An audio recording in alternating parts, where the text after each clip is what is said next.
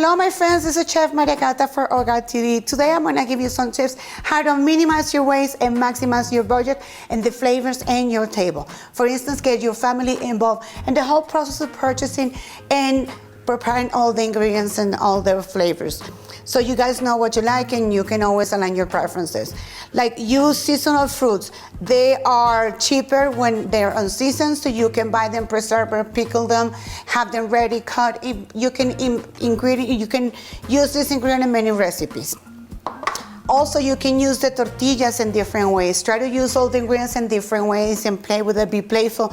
You know, today we took some tortillas, we took some scissors, make some strips, and we're gonna make some round out florets, and to be a different kind of recipe.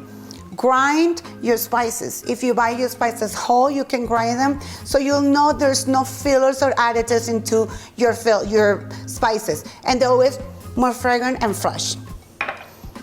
Use your nuts, and you can mix them all and chop them for recipes when you cook, to sprinkle in salads and different ingredients. Keep your butter always sliced and cut ready to go so you can minimize the waste. Have some outside the refrigerator, have some inside the refrigerator.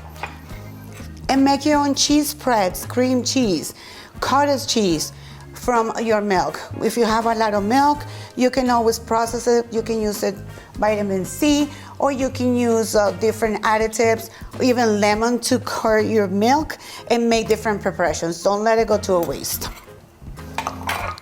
I always suggest to use all the kind of gadgets and appliances and cooking gadgets that we can find in the market. This is very affordable, and you can make different and individual servings with this muffin thing besides the muffins.